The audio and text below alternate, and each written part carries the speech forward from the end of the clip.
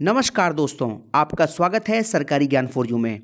दोस्तों करते हैं हिंदी के अगले 25 प्रश्न जो आपके वीडियो 18 के री एग्जाम के लिए और यूपी ट्रिपल एस किसी भी एग्जाम के लिए बहुत ही रामबाण साबित होने वाले हैं।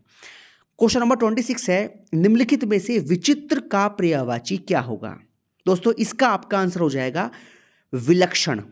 ठीक है, विचित्र का ही एक पर्यायवाची है विलक्षण। दोस्तों नेक्स्ट है 27, निम्नलिखित में से अमृत का विलोम शब्द क्या होगा। देखिए अमृत का विलोम शब्द जो आपका होता है वो आपका होता है विष। ठीक है, अमृत का विलोम है आपका विष। नेक्स्ट है दोस्तों, निम्नलिखित में से निंदा का विलोम क्या होगा। देखिए निंदा का जो विलोम होता है वो होता है स्तुति। दोस्तों स्तुति का मतलब होता है बड़ाई, गुणगान या सराहना, है ना, किसी की बड़ाई करना यानी कि स्तुति करना या गुणगान करना। और निंदा मतलब क्या होता है दोस्तों, बुराई। तो निंदा का विलोम हो गया स्तुति। नेक्स्ट है 29, इसमें आपको डैश में भरना है कि डैश को कोई टाल नहीं सकता। तो इसमें क्या आएगा दोस्तों, इसका आपका आएगा नियति, यानी कि नियति को कोई टाल नहीं सकता। नेक्स्ट है क्वेश्चन नंबर 30, अपने डैश के लिए लड़ना धर्म है। तो क्या आएगा, ए बी सी डी। दोस्तों इसका आपका आ जाएगा बी, यानी कि स्वत्व, है ना, अपने स्वत्व के लिए लड़ना धर्म है। नेक्स्ट दोस्तों 31, अनियमित के लिए उचित वाक्यांश चुने। दोस्तों इसका आपका हो जाएगा जो नियमानुकूल ना हो, यानी कि जो नियम के अनुकूल ना हो उसे बोलते हैं अनियमित। नेक्स्ट है 32, जिस पर आक्रमण हो वाक्यांश के लिए उचित शब्द चुने। दोस्तों इसका आपका आंसर हो जाएगा आक्रांत। ठीक है, जिस पर आक्रमण हो तो उसको हम बोलते हैं आक्रांत, यानी कि सी।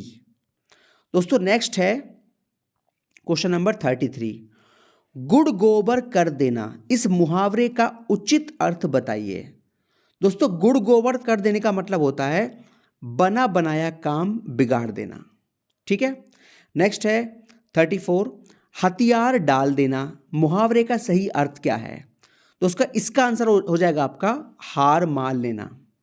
ठीक है, नेक्स्ट है चमड़ी जाए पर दमड़ी ना जाए, लोकोक्ति का निम्नलिखित में से उपयुक्त अर्थ चुने। तो इसका आंसर आपका हो जाएगा सी, यानी कि बहुत कंजूस या बहुत कंजूसी। ठीक है ना, जो इंसान बहुत ज्यादा कंजूसी दिखाए उसे बोलते हैं चमड़ी जाए पर दमड़ी ना जाए। 36 है दोस्तों, निम्न में से मिश्र वाक्य कौन सा है। ठीक है दोस्तों, आपको बता दूं मिश्र वाक्य की सबसे बड़ी पहचान आपको याद कर लेनी है, जिन वाक्यों में ये शब्द आए।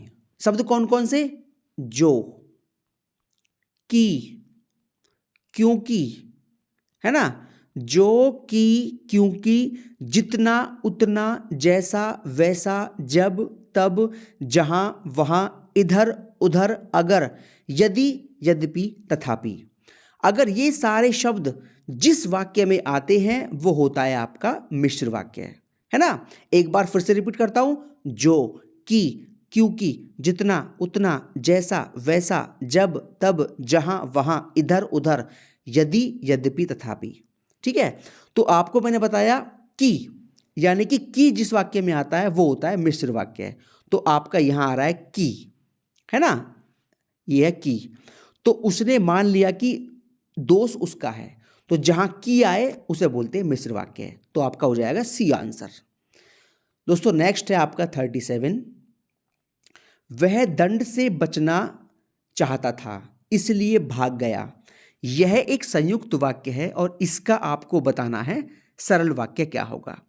दोस्तों इसका जो सरल वाक्य होगा, देखिए सरल वाक्य वो वाक्य होता है जहां एक उद्देश्य और एक विधेय दिया हो, है ना। तो इसका आपका आंसर हो जाएगा बी, यानी कि दंड से बचने के लिए वह भाग गया।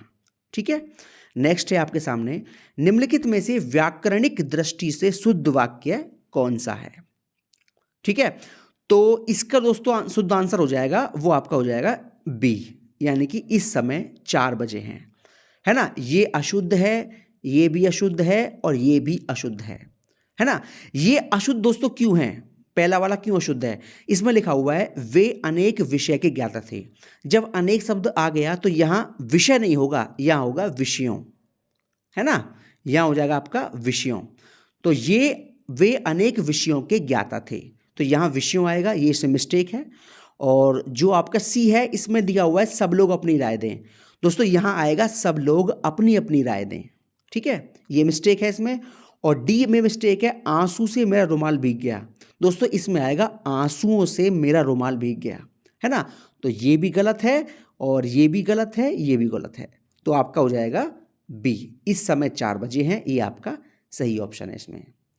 दोस्तों नेक्स्ट है आपका क्वेश्चन नंबर 39 और इसमें आपको दिया हुआ है निम्नलिखित में से कर्म वाच्य वाला वाक्य चुनें। कर्म वाच्य कौन सा है, देखिए कर्म वाच्य क्या होता है, मैंने आपको बताया था कि राम पुस्तक पढ़ता है, कर्तवाच्य हो गया। राम के द्वारा पुस्तक पढ़ी जाती है, कर्मवाच्य हो गया। और राम से पढ़ा नहीं जाता, ये भाववाच्य हो गया, ठीक है। तो थर्ड टाइम क्या बोल रहा है कि कर्मवाच्य आपको चुनना है, तो इसका आपका आंसर हो जाएगा बिल्ली के हाथों चूहा मारा गया, इसे बोलते हैं कर्मवाच्य, ठीक है। आगे चलते हैं, क्वेश्चन नंबर है 40।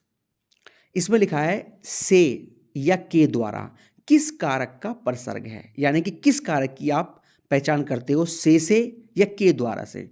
तो आपको याद होगा कर्ता ने कर्म को करण से या के द्वारा, है ना, तो करण कारक में आता है से या के द्वारा, तो आपका हो जाएगा बी आंसर। दोस्तों नेक्स्ट है 41, वह मुझसे अलग रहता है, तो इस वाक्य में कौन सा कारक आएगा आपको ये बताना है। देखिए कर्ता ने कर्म को करण से या के द्वारा संप्रदान कोया के लिए और अपादान से अलग होने के अर्थ में, जहां अलग होने की बात आए वहां होता है आपका अपादान कारक। तो वह मुझसे अलग रहता है, तो यहां अलग हो रहा है, तो आपका हो गया अपादान कारक, ठीक है। आगे चलते हैं दोस्तों आपको एक बात मैं और बता दूं, अगर आपको किसी भी प्रश्न में कोई समस्या है तो आप कमेंट बॉक्स में कमेंट करके बता सकते हैं, आपके सभी सवालों का जवाब दिया जाएगा।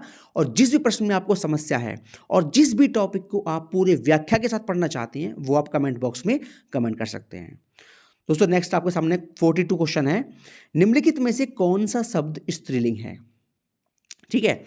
तो देखिए स्त्रीलिंग की सबसे बड़ी पहचान दोस्तों क्या है कि आपको अपने दिमाग के अंदर खुद वाक्य बना के देखना है। जैसे मैं कहूँगा ये मेरा देश है, हम ये तो बोलेंगे नहीं कि यह मेरी देश है, हम बोलेंगे यह मेरा देश है, तो मेरा हो गया, यानी कि पुल्लिंग है, ये स्त्रीलिंग नहीं है।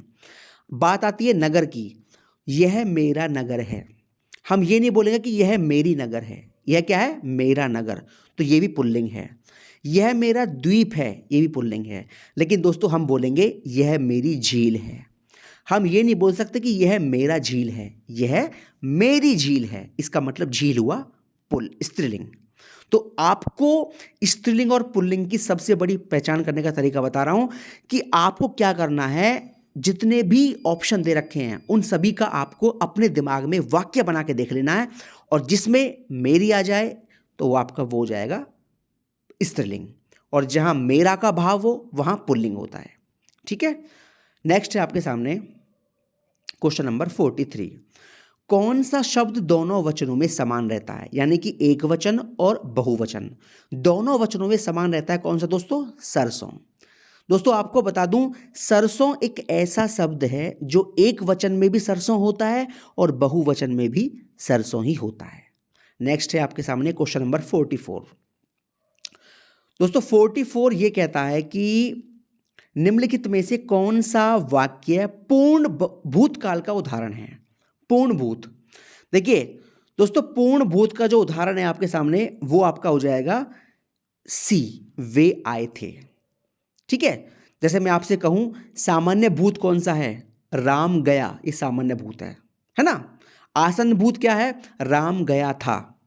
पूर्ण भूत क्या है, देखिए इसमें आपको बता रहा हूं मैं सामान्य भूत, है ना, एक तो होता है आपका सामान्य भूत, एक होता है आसन्न भूत, एक होता है पूर्ण भूत, एक होता है अपूर्ण भूत, एक होता है संदिग्ध भूत, एक होता है हेतु मद भूत। अगर मैं आपसे कहूं सीता गई, सामान्य भूत। आसन भूत क्या होगा, सीता गई है। पूर्ण भूत क्या होगा, सीता गई थी। अपूर्ण भूत क्या होगा? सीता जा रही थी। संदिग्ध भूत क्या होगा? सीता गई होगी। और हेतु मदभूत क्या होगा? सीता जाती। ये आपको एग्जाम्पल माइंड में रखने हैं, और एग्जाम्पल अगर माइंड में आपके रट गए तो आप कोई सा भी प्रश्न कर दोगे किसी भी काल का, चाहे वो सामान्य काल की बात हो या आपकी भूतकाल की बात हो या भविष्यकाल की बात हो, आपको हर काल का एग्जाम्पल माइंड में रखना है। तो इसका आपका जो हो जाएगा वो हो जाएगा पूर्ण भूतकाल, यानी कि वे आए थे।